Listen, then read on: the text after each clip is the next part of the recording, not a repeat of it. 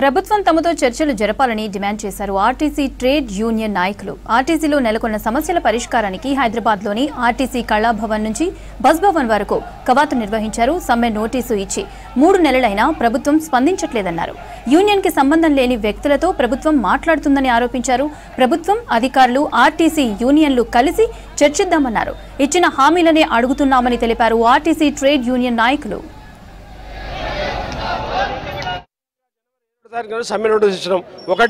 ఒకటి employees union, 2 RTC Telangana Mazdoor union, 3 national Mazdoor union, 4 బీకేయు, 4 బీకేడబ్ల్యూ, 5 కార్మిక పరిషత్, ఇట్లా అన్ని 7 సంఘాలుగా కలిసి మేము జనమున్న సంఘాలు, ఇవాళ కమిటీలు ఉన్న సంఘాలుగా సమ్మె నోటీస్ ఇచ్చినాం. సమ్మె నోటీస్ ఇచ్చి 3 నెలలైనా పరిష్కారం కాలే.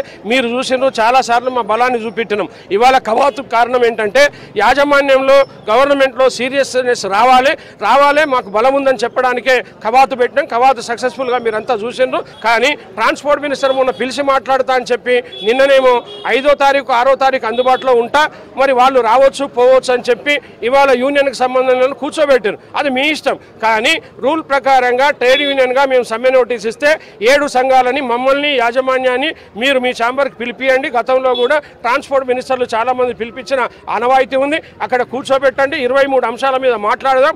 దాంట్లో స్తంభన వస్తుందా రాదా, ఎట్లా ఉంటుంది, మీ ఇబ్బంది మా ఇబ్బంది చూస్తే జేఏసీ ఆలోచిస్తుందని చెప్పినాం. ఏకపక్షం కాదని చెప్పినాం. మేము కూడా ఆలోచన చేస్తామని చెప్పినాం. కాబట్టి ముందు చర్చలే జరపాలి. చర్చ జరగకుండా మమ్మల్ని ఇబ్బంది పెట్టి మీరు ఎవరో చెప్తే ఇంటా ఉన్నారు, ఎవరో మీ వెనక ఉన్నారు అని మాకు రంగులు వేయొద్దని చెప్పి మీ ద్వారా తెలియజేస్తూ, ఏది ఏమైనా యాజమాన్య మాటలని మోసపోవద్దు. ప్రభుత్వం మమ్మల్ని పిలవండి, కూర్చోబెట్టండి, మా బాధలు మీరు చెప్పుకునే అవకాశం కల్పియండి.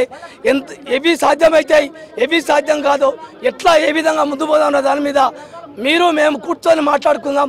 అధికారులను కూడా మీరు పిలిపియండి, మేము రావడానికి సిద్ధంగా ఉన్నాం, మా యొక్క బాధను చెప్పుకోవడానికి మేము సిద్ధంగా ఉన్నామని చెప్పేసి అంటే ఈ రోజు వరకు అధికారికంగా ఎవరు కూడా మమ్మల్ని రమ్మని పిలవలేదు.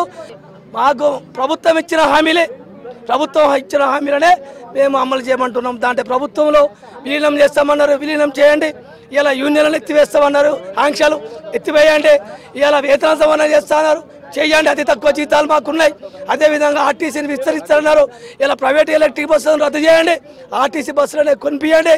ఇలా టోటల్గా కార్మికులకు సంబంధించిన 23 డిమాండ్లు యాజమాన్యం నుంచి